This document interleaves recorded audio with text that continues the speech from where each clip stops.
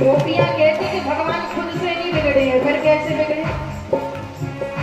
माँ यशोदा जी के दुलारे से मनमोहन बिगड़ गए बारे से। माँ यशोदा जी के दुलारे से मनमोहन बिगड़ गए बारे से। तालियों की सेवा करते हुए आप भी भगवान की शिकायत कर दो।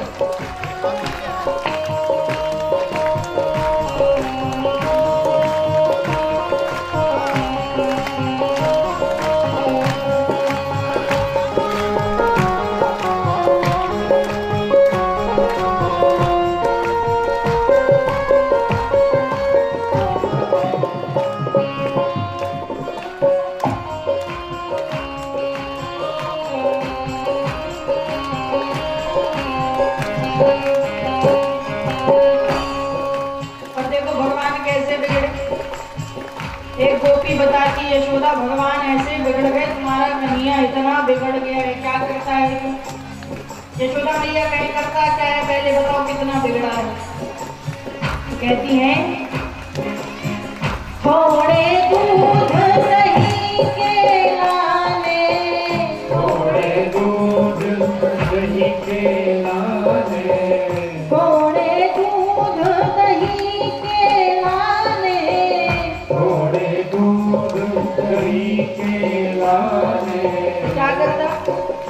मैया घर घर फिरत सकारे से, मैया घर घर फिरत सकारे से मनमोहन बिगड़ गए बारे से, मनमोहन बिगड़ गए बारे से, मनमोहन बिगड़ गए बारे से। तालियों की सेवा करके संग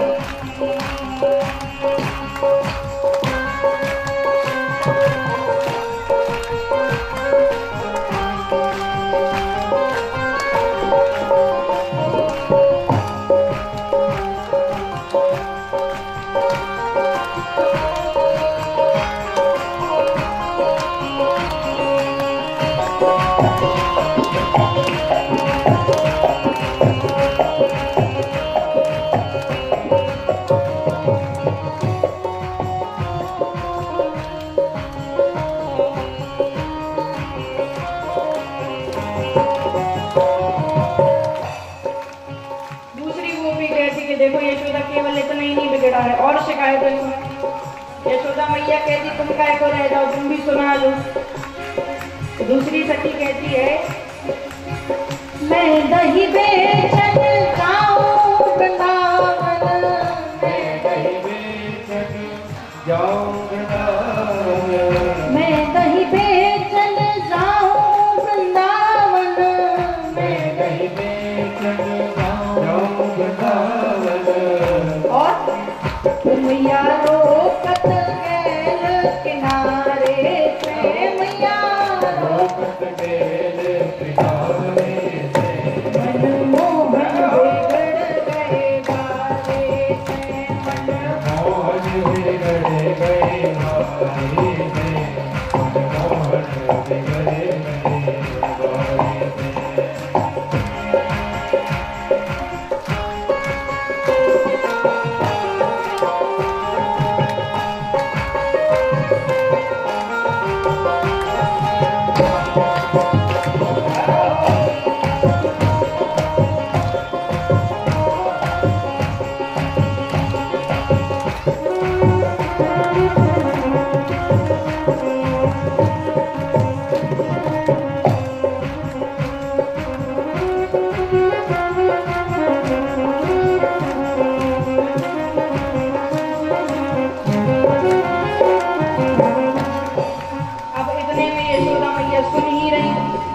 तीसरी सखी बताती यशोदा जैसे ही हम दही बेचने के लिए कहीं कोई भी ग्राम में जाते, ब्रजमंडल में घूमते तो तुम्हारा लाला क्या करता है सुनो। मटकी फोड़ भैया मरोड़े, मटकी फोड़ मोरी भैया मरोड़े,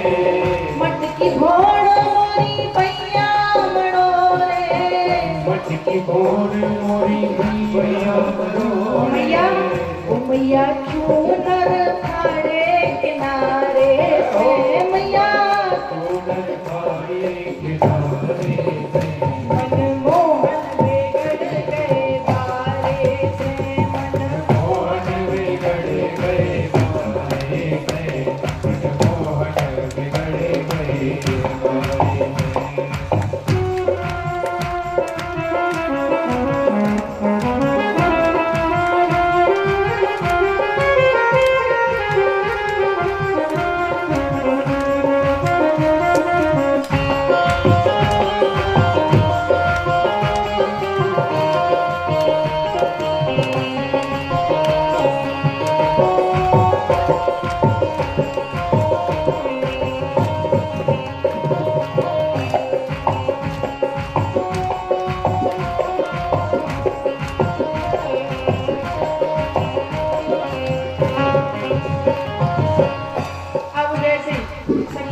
शिकायत बताने लगी हुई हैं। यशोदा मैया कहती हैं कि हमने तो अपने कन्हैया को बिगाड़ा नहीं है। फिर गोपियां कहें तो फिर कैसे बिगड़ गए अगर तुमने नहीं बिगाड़ा तो? मैया कहें सुनो सखी, तुम सभी प्रतिदिन शिकायत लेकर के आती हो तो अपने से नहीं बिगड़े कन्हैया, अपने से नहीं बिगड़े कन्हैया, अपने से नहीं बिगड़े कन्हैया, अपने से नहीं बिगड़े कन्हैया। तुम सखियन के इन इशारे से तुम सखियन के इन इशारे से मनमोहन बिगड़ गए बारे से, मनमोहन बिगड़ गए बारे से, मनमोहन बिगड़ गए बारे से, मनमोहन बिगड़ गए बारे से, मनमोहन बिगड़ गए बारे से।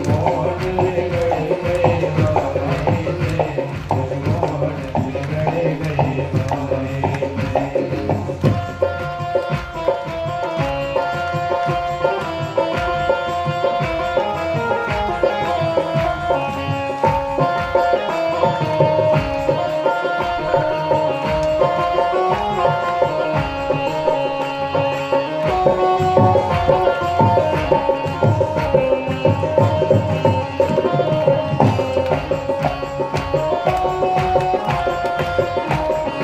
बिगड़ गए बारे से।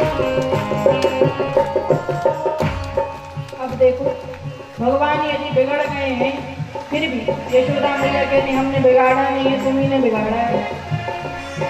अब गोपियां कहती चलो ठीक है बिगड़ गए तो बिगड़ गए, लेकिन चंद्र सखी भजमाल कृष्ण छवि, चंद्र सखी भजमाल कृष्ण छवि, चंद्र सखी भजमाल कृष्ण छवि, चंद्र सखी भजमाल कृष्ण छवि।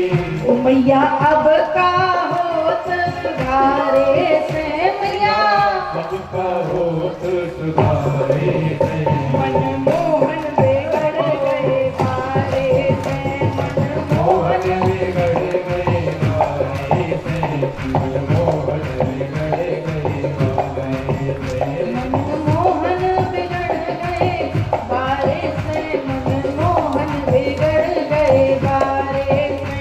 मनमोहन बिगड़ गए बारे से, मनमोहन बिगड़ गए बारे से, मनमोहन बिगड़ गए बारे से, मनमोहन बिगड़ गए बारे से।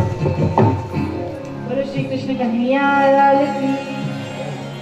देखो गोपियां कहती हैं कि यशोदा तुमने तो अपने कन्हैया को बहुत बिगाड़ दिया। मैया कहती हमने नहीं बिगाड़ा है, फिर कैसे बिगड़े? तुम सखियन के इन इशारे से मनमोहन बिगड़ गए बारे से। तुम्ही सखियों ने बिगाड़ लिया, हमने तो कुछ नहीं बिगाड़ा। लेकिन अब क्या, अब जब बिगड़ गए हैं तो ठीक है, ऐसी बिगड़ी कन्हैया सही है। ऐसी कन्हैया सबको अच्छे लगते, बड़े नटखट हैं, बड़े प्यारे हैं, बड़े सुंदर हैं। एक दिन यशोदा मैया अपने कन्हैया को गोद में बिठा करके दुला रही थी, खिला रही थी। उसी समय यशोदा मैया कुछ समय पहले ही चूल्हे पर दूध रख करके आई थी गर्म होने के लिए। और वो दूध तो जैसे ही गर्म हो गया तो ऊपर की ओर आने लगा, नीचे गिरने लगा। यशोदा मैया उसी समय लाला को नीचे गोद से उतार करके दूध को संभालने के लिए चली गई। जैसे गई भगवान से यहाँ क्रोधित हो गए। भगवान मैया से कहे, मैया तुम्हें दूध अति प्रिय है या पूत अति प्रिय है? मैया कहे पूत अति प्रिय है। भगवान कहे वो तो हमने देख लिया कितना प्रिय है, हमें गोद से उतार करके आप वहां पर दूध को संभालने के लिए गए। भगवान क्रोध में आकर के जितनी भी दूध दही इत्यादि की मटकियां सबको फोड़ डाली। अब तो पूरे घर में दूध दही माखन पूरे में हो गया। मैया ने जैसे ही देखा कि हमारे कन्हैया ने किया है, मैया क्रोध में आकर के वन में ले जा करके और कन्हैया को ऊखल से बांध देती हैं। जैसे यशोदा मैया ऊखल से भगवान को बांधने का प्रयत्न कर रही, हर बार 2 अंगुल रस्सी छोटी पड़ जा रही। अनेक बार प्रयास किया परंतु भगवान बन ही नहीं रहे हैं।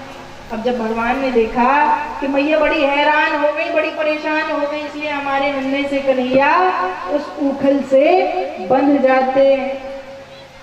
जैसे ही भगवान बंध गए, यशोदा मैया तो ऊखल से बांध करके और भगवान को यहाँ पर घर के कामों में लग जाती हैं। वहां पर हमारे भगवान वन में एक लीला करते हैं। हमारे भगवान क्या करते हैं, वन में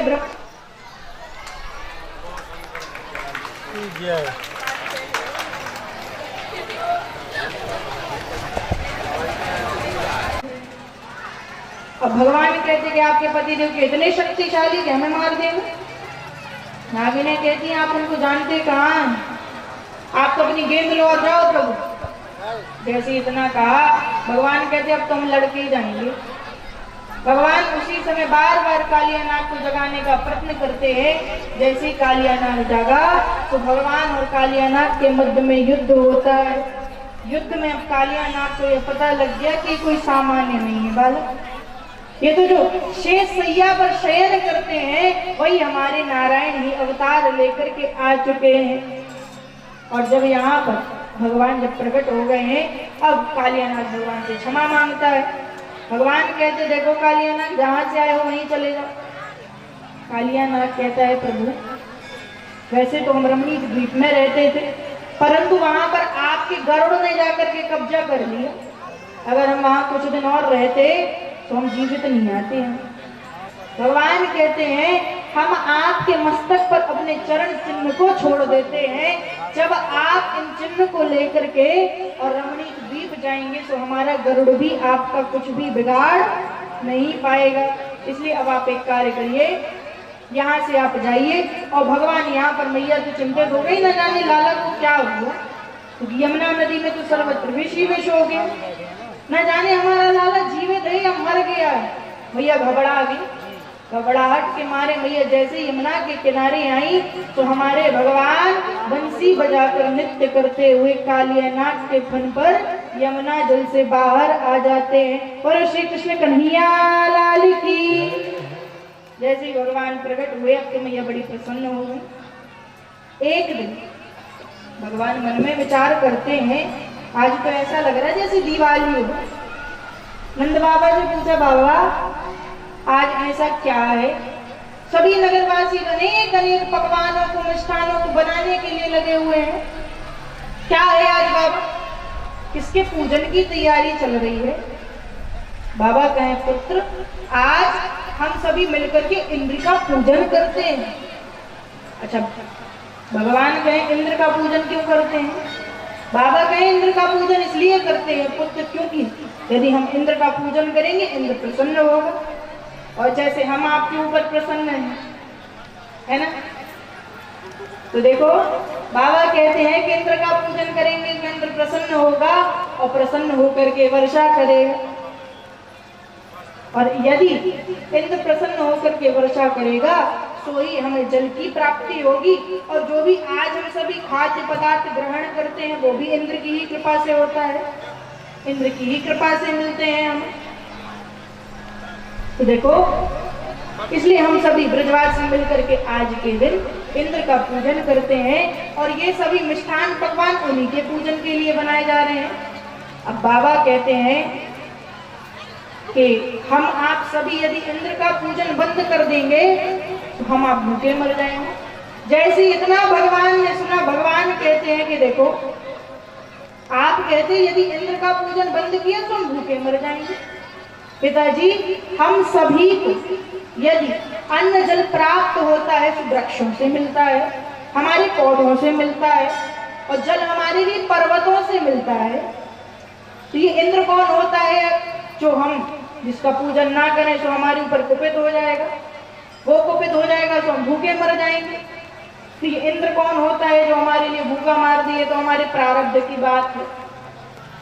तो क्या किया जाए अब? भगवान कहते इससे अच्छा तो हमारे गिरिराज जी महाराज का पूजन करना चाहिए, जो कि हमारे लिए अन्न जल की व्यवस्था करते हैं। अब पिताजी कहते चलो ठीक है, परंतु यदि इंद्र कुपित हो गया तो भगवान कहते वो सब देखा जाएगा, अभी तो गिरिराज जी के निकट चलो। तो जैसे सभी ब्रजवासी गिरिराज जी के निकट पहुंचे, सभी भगवान से कहते कि एक बात बताओ कन्हैया, तुमने कह तो दिया कि गिरिराज जी का पूजन करो, परंतु हम तो जानते ही नहीं कि पूजन में लगता क्या है, तो पहले ये बताओ। तो भगवान कन्हैया कहें कि हमारे गिरिराज जी तो इंद्र से भी सरल हैं, आप जो कुछ उनको अर्पित कर दो तो वही हमारे गिरिराज जी प्रेम से स्वीकार कर लेते हैं। जो कुछ इंद्र की पूजा में लगे तो वही गिरिराज जी को अर्पित कर दो, वे तो प्रसन्नता से उसी को स्वीकार कर लेंगे, बड़े दयालु हैं। और भगवान अपना एक स्वरूप गिरिराज के रूप में रख करके और वहां पर पर्वत के रूप में विराजमान हो जाते हैं। बोलो गिरिराज धरण भगवान की। जैसे सभी गिरिराज के निकट गए, गिरिराज जी का पूजन हुआ। जैसे गिरिराज जी का पूजन हुआ, यहाँ पर नारद जी इस प्रसंग को लेकर के, इस कथा को सुन करके और तुरंत इंद्र के पास पहुंच गए। इंद्र से कहा, देखो इंद्र, तुम्हारा पूजन ब्रजमंडल में बंद हो गया है। इंद्र कहे, किसने पूजन बंद करा दिया? इतना कौन सामर्थ्यवान है जिसने हमारा पूजन बंद करा दिया? नारद जी कहते, जो ब्रजमंडल में नंद का लाला है वो बड़ा नटखट है, उसी ने तुम्हारे पूजन को बंद करा करके आज से गिरिराज का पूजन आरंभ करा दिया है। अब जैसे इंद्र ने इतना सुना, उसी समय अपने प्रलयकारी मेघों को आदेश दिया कि तुम सभी ब्रजमंडल में जाकर के इतना बरसो कि सर्वत्र जल ही जल हो जाए। अब मेघ जाकर के वहां बरसने लगे। पिताजी कन्हैया से कहते, देखो कन्हैया, हमने तुमसे कहा था यदि इंद्र कुपित हो गया तो हम सभी बचने वाले नहीं हैं। अब क्या किया जाए? कन्हैया कहे, पूजन किसका किया था उसी के पास चलो। तो हमारे भगवान सभी को लेकर के गिरिराज भगवान के निकट पहुंच जाते हैं। जैसे गिरिराज भगवान के निकट पहुंचे, हमारे भगवान कन्हैया गिरिराज जी को अपनी कनिष्ठ का उंगली पर धारण कर लेते हैं और जितने भी ब्रजवासी हैं सभी गिरिराज के निकट आकर के और स्वयं वहां पर अपनी गौओं को, अपने बछड़ों को ला करके बैठ जाते हैं। भगवान के साथ साथ सभी कुछ अपनी लाठी लगा लेते, कुछ अपने हाथ से गिरिराज जी को धारण किए हुए हैं और गिरिराज जी महाराज सभी की रक्षा कर रहे हैं। बोलो गिरिराज जी महाराज की।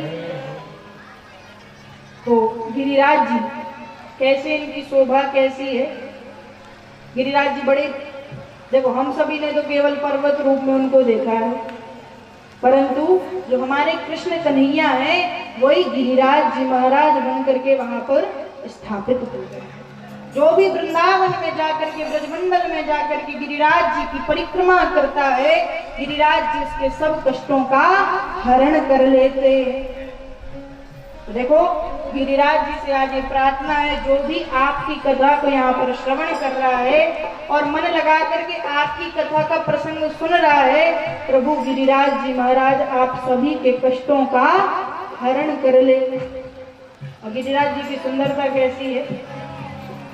श्री गोवर्धन महाराज, महाराज तेरे माथे मुकुट विराज रयो। श्री गोवर्धन महाराज, महाराज तेरे माथे मुकुट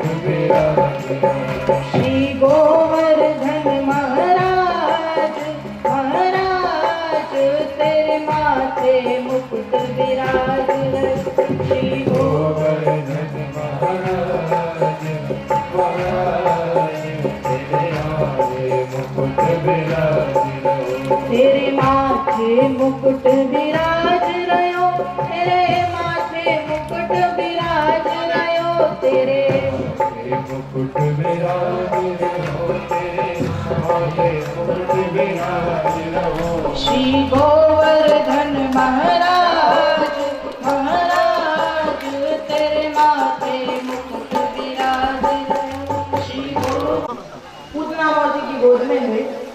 पूतना मौसी भगवान को लेकर के वन की ओर पहुंची। अब जैसी वन की ओर पहुंची तो पूतना मौसी भगवान का वध करने के लिए कालकूटक नामक विष अपने स्तनों में लगा करके आई थी। प्रयास ये था कि भगवान को इसी से उनका वध कर देंगे। अब जैसे पूतना मौसी भगवान को समझ गए कि पूतना मौसी तो कालकूटक नामक विष लगा करके आई है और उसी से हमें मारेंगे। भगवान उसी समय हमारे नन्हे से कन्हैया भोले बाबा का ध्यान करते हैं। बाबा हमें तो अभी तक विष पीने का कोई अनुभव है नहीं, ये तो आपको एक्सपीरियंस ज्यादा, आपको अनुभव ज्यादा है, तो एक काम करिए आप यहाँ पर आकर के जो आपने जब समुद्र मंथन में हलाहल विष निकला था उसको भी आपने ग्रहण किया था, तो हमें तो इसका कोई अनुभव है नहीं, इसलिए आप एक कार्य करिए आप यहाँ पर आकर के इस विष को ग्रहण कर लीजिए।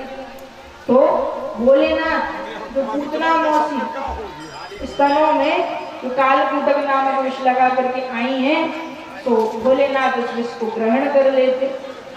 और जब भोले बाबा ने हलाहल विष को ग्रहण किया तब तो भोले बाबा को कुछ नहीं हुआ, परंतु जैसे भोले बाबा ने इस कालकूटक नामक विष को ग्रहण किया उसी समय भोले बाबा को चक्कर आने लगे। चक्कर खा करके जैसे भोले बाबा गिरे तो वहीं ब्रह्मंडल में एक भोलेनाथ का मंदिर बन गया। कौन सा? चकलेश्वर महादेव का। बोलो चकलेश्वर महादेव की। तो देखो अब यहाँ पर विष को तो ग्रहण किसने कर लिया था? भोले बाबा ने। और जो पूतना मौसी के प्राण हैं उनका पान हमारे कन्हैया करने लगे। पूतना मौसी तो कई बार यत्न कहे लाला छोड़ लाला छोड़। भगवान कहे मौसी वैसे तो हम किसी को पकड़ते नहीं हैं और जिसको एक बार पकड़ ले तो उसका कल्याण करके ही छोड़ते। हमारे भगवान इतने धन्य हैं कि जो गति हमारे प्रभु ने देवकी मैया को दी, यशोदा मैया को दी, वही गति आज हमारे कन्हैया अपनी पूतना मौसी को भी देते हैं। जैसे यहाँ यशोदा मैया को पता लगा अभी तो हम अपने कन्हैया को झूले में सुला करके गए थे, ना जाने कन्हैया कहाँ चला गया, अभी इतना सा बालक है चल तक नहीं पाता। मैया घबरा गई। घबरा करके जैसे ही मैया क्या करती हैं, जैसे ही घबरा करके मैया चौर देखती हैं, नन्हे नन्हे से ग्वाल बाल आकर के बताते हैं कि देखो मैया हमने आपके नन्हे से बालक को एक बड़े विशाल देह के ऊपर खेलते हुए देखा है। जंगल में बड़ा भारी शरीर किसी का पड़ा हुआ है, उसी के ऊपर आपका लाला खेल रहा है। जैसे यशोदा मैया पहुंची तो यशोदा मैया जाकर के पहले तो भगवान खेल रहे थे, भगवान की बहुत लीलाधर है, पहले जो खेल रहे थे जैसे यशोदा मैया को देखा तो हमारे भगवान क्या करते हैं, रोने लगते हैं। मैया उसी समय अपने नन्हे से बालक को अपनी गोद में लेकर के हृदय से लगा लेती, चुप कराने लगती, बुलाने लगती। अब जैसे भगवान को लेकर के यहाँ से यशोदा मैया अपने घर को आई, उसी दिन नंदराय जी राजा कंस को वार्षिक कर देने के लिए गए हुए थे। वहां पर नंदराय जी की भेंट वासुदेव जी से हुई। वासुदेव जी कहते हैं कि देखो नंदराय जी आज आपके बालक के ऊपर कोई बड़ा भारी संकट आने वाला है, आप तो पहले से चले जाओ और जाकर के देखो कि कहीं आपके बालक को कोई संकट तो नहीं है, वो सुरक्षित तो है, आप जाइए। अब जैसे इतना नंदराय जी ने सुना, नंदराय जी हनुमान जी का ध्यान करते हुए आ रहे थे, हे हनुमान जी अब आप ही रक्षा करें हमारे बालक की, हे हनुमान जी अब आप ही रक्षा करें, आप ही दया करें। जैसे ये कहते हुए आ रहे थे, यहाँ पर सभी विचार करने लगे कि इतना बड़ा शरीर, इतना बड़ा देह और इसका वध कैसे हो गया, ये मर कैसे गई राक्षसी। कोई कहे ना जाने ये कैसे मर गई। एक वहीं पर पत्थर पड़ा हुआ था, तो नन्हे नन्हे से ग्वाल बाल कहते हमें तो लगता है कि ये दौड़ कर आ रही होगी, इस पत्थर में जैसे इसका पैर लगा तो धड़ाम से गिर करके मर गई। पीछे से नंदराय जी आए, नंदराय जी कहते पत्थर से नहीं मरी, देखो हम ये समझ गए थे कि जो वासुदेव जी हैं वो नंबर 1 के ज्योतिषी हैं, सब कुछ जानते हैं। उन्होंने पहले ही हमें ये बता दिया था कि तुम्हारे लाला पर कोई बड़ा भारी संकट आने वाला है। तो हम वहीं से हनुमान जी का ध्यान करते हुए आ रहे थे कि हनुमान जी हमारे पुत्र की रक्षा करो। हमें तो लगता है हनुमान जी ने यहाँ पर आकर के इसको एक गदा का प्रहार किया, उसी से ये मर गई। अब जैसे अब तो सब समझ गए कि चलो ठीक है हनुमान जी ने मारा है। वहां पर पूतना मौसी का अंतिम संस्कार, अंतिम क्रिया करी गई और तत्पश्चात नंदराय जी इत्यादि सभी घर को। अब हमारे भगवान कुछ और बड़े हुए। कंस को पता लगा कि हमने पूतना को तो भगवान को वध करने के लिए भेजा था, परंतु पूतना का कोई पता ही नहीं है। अब क्या किया जाए? कंस मन में विचार करता जिसको भेजे तो लौट कर ही नहीं आता है। अब भगवान कुछ और बड़े हुए तो कंस अब एक तृणावर्त नाम के दैत्य को भेजता है और वो वायु का बगुला बन करके जाता है और भगवान को उड़ा करके ले जाना चाहता है, परंतु हमारे भगवान उसका भी संहार कर देते हैं। बोले श्री कृष्ण कन्हैया लाल की। भगवान एक दिन सकट के नीचे सो रहे थे।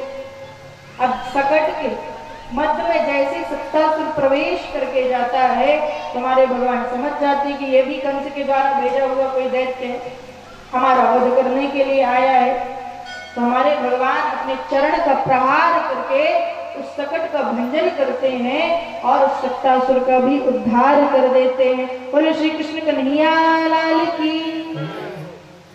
अब भगवान ने ऐसे अनेक अनेक दैत्यों का उद्धार किया, परंतु कंस ने भी हार नहीं मानी। अनेक अनेक दैत्यों को भेजता गया। अब मन में विचार चल रहा, जाता तो है परंतु कोई आता है, और जिसका हमने वध करने भेजा उसका भी कोई खबर लेकर नहीं आता है। परंतु कंस अनेक अनेक दैत्यों को यहाँ पर भेजता गया। भगवान कुछ बड़े हुए, माताओं ने मन में विचार किया कि पुत्रों के कुछ नाम रखने चाहिए। नामकरण संस्कार के लिए गर्गाचार्य जी को बुलाया गया। गर्गाचार्य जी जैसे ही आए, गर्गाचार्य जी पहले तो मना कर देते कि यदि हमने आपके पुत्रों का नाम रखा और कंस को पता लग गया कि ये इनका काल है और ये नाम रखाते रहे तो इनके साथ में हमारा वाद हो जाएगा, इसलिए हम तो इनका नामकरण संस्कार नहीं करेंगे। खूब मनाया गया। गर्गाचार्य जी कहते चलो ठीक है, परंतु इस नामकरण संस्कार में कोई बड़ा उत्सव नहीं रचाया जाएगा, हम तो केवल गौशाला में जाकर के आपके दोनों पुत्रों के नाम रखें। अब रोहिणी मैया और यशोदा मैया मन में विचार करें कि देखना चाहिए बाबा कुछ जानता है या ऐसे ही त्रिकालज्ञ बना रहता है। बाबा की परीक्षा लेनी चाहिए, कुछ जानता होगा तो पहले ही तो समझ जाएगा कि हमने क्या किया, क्या युक्ति की है। रोहिणी मैया कहती देखिए यशोदा बहन एक काम करती है, तुम हमारे पुत्र को अपनी गोद में लेकर के चलो, हम तुम्हारे पुत्र को लेकर चलते हैं। बाबा जानता होगा तो बता देगा कि कौन किसका पुत्र है और नाम क्या है। बड़ा त्रिकालज्ञ बना फिरता है, देखना चाहिए। अब जैसे यहाँ पर यशोदा मैया जो रोहिणी नंदन है उनको ले लेती हैं और जो रोहिणी मैया वो यशोदा नंदन को अपनी गोद में लेकर के पहुंच जाती है। जैसे ही पहुंची तो अब गर्गाचार्य जी नामकरण संस्कार आरंभ करते हैं। तो देखो गर्गाचार्य जी तो त्रिकालज्ञ हैं, कहते हैं कि जो यशोदा मैया की गोद में रोहिणी नंदन खेल रहे हैं इनका नाम आज से बलराम पड़ जाएगा। बोले बलराम जी महाराज की। जैसे इतना कहा रोहिणी मैया समझ गई कि बाबा सच में त्रिकालज्ञ, समझ गया कि कौन किसका पुत्र है। अब इतने में बाबा कहते हैं ज्येष्ठ पुत्र का नाम तो बलराम रख दिया है और इनमें सदा ही बल की अधिकता रहेगी, इसलिए इनका नाम बलराम रख दिया। और जो नन्हे से हमारे भगवान हैं तो गर्गाचार्य जी कहते हैं कि जो रोहिणी मैया की गोद में नन्हे से नन्हा सा बालक खेल रहा है इसका नाम आज से कृष्ण पड़ जाएगा, जो कि यशोदानंदन है, इनका नाम आज से कृष्ण है। अब जैसे कृष्ण नाम रखा तो भैया मन में विचार करें, बाबा तो चले गए। नाम लगाकर जैसे ही बाबा गए तो मैया मन में विचार करें कि अब देखो ये तो बाबा है, ये कुछ नहीं जानते। इन्हें देखो कैसे ऊटपटांग हमारे बच्चों के नाम रखे हैं। एक का रखा बलराम, इतना बड़ा नाम कौन लेगा? बलराम, कितना खिंचाव है इस नाम में, कौन ये नाम लेगा? और देखो बलराम तो ठीक है, फिर भी सीधा है, बड़ी लंबा है लेकिन सीधा है। अब यशोदा मैया कहें कि देखो बहन रोहिणी, तुम्हारे पुत्र का नाम तो बलराम रखा, फिर भी ठीक, हमारे पुत्र का नाम रखा है कृष्ण। ये कितना टेढ़ा नाम है, इसको कौन लेगा? ये कृष्ण कितना टेढ़ा लगता, कहे में भी टेढ़ा लगता, लिखे में भी टेढ़ा है, इस नाम को कौन लेगा? इसलिए अब क्या किया जाए?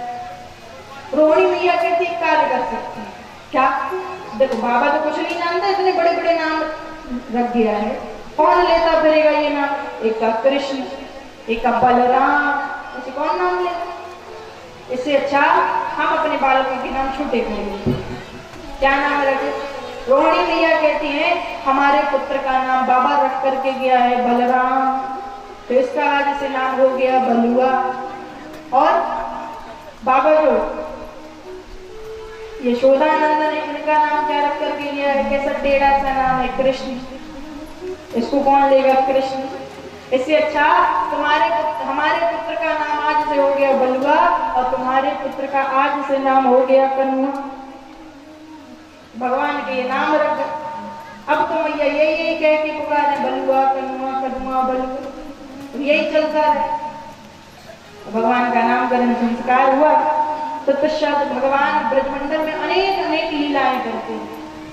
भगवान कुछ बड़े हुए, हमारे प्रभु बड़े होकर के माटी खाने की लीला करते हैं, और मैया के पूछने पर भगवान जैसे ही अपने मुख को खोलते हैं, मैया पूछती कि क्यों लाला तुमने माटी खाई?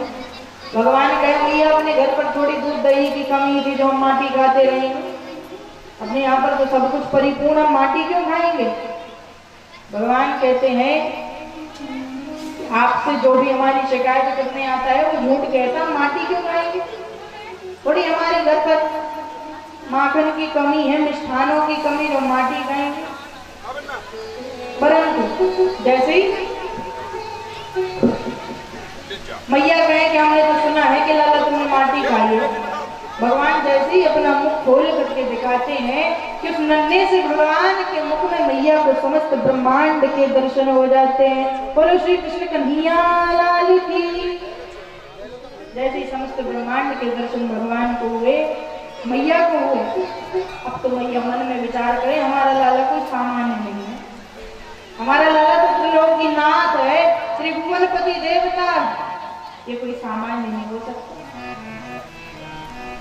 अब जैसे ही भगवान ने मन में विचार किया कि जो हमारी मैया है, इनके मन में ये संशय बन गया कि हमारा पुत्र भगवान है, यदि मैया को ये संशय बन गया तो हमारी फिर पूजा होनी है, कोई प्रेम थोड़ी करेगा। भगवान उसी समय माया देवी को आदेश देते हैं कि मैया के हृदय में जो झांकी बन गई कि हम त्रिलोकीनाथ है, ब्रह्मांड नायक है, इसको विलोप कर लो। फिर मैया जैसी माया देवी अपना काम करती, मैया जैसी कन्हैया की ओर देखती हैं, बड़े प्रेम से कन्हैया को अपने हृदय से लगा लेती हैं, फिर खिलाने लगती हैं, दुलारने लगती हैं। अब तो भगवान की दिनों दिन लीला और बढ़ती है। भगवान अपने नन्हे नन्हे से हाथों से एक दिन हमारे नन्हे से कन्हैया के द्वार पे फल वाली आई, फल बेचने के लिए जैसे ही आई, हमारे भगवान नन्हे नन्हे से हाथों से कुछ अन्न ले जाते हैं। अच्छा कल्पना करो कि भगवान के नन्हे नन्हे से कोमल कोमल से हाथ, उसमें कितना अन्न बन जाएगा। भगवान अन्न को ले जा करके उस फलवाली को दे देते हैं, उसकी झोली में डाल देते हैं, उसके बदले कुछ अन्न ले लेते हैं, उसके बदले अन्न के बदले क्या लेते हैं? कुछ फल लेते हैं, और फल लेकर के भगवान ग्रहण करने लगते। भगवान ने जो अन्न के कण उस फलवाली को दिए हुए थे, वो हीरे जवाहरात में परिवर्तित हो जाते। अब तो ऐसी अनेक अनेक भगवान लीला करने लगे कि ब्रजवासी बड़े हैरान होते। कई लोग तो भगवान ये मानने लगे कि ये जो नंद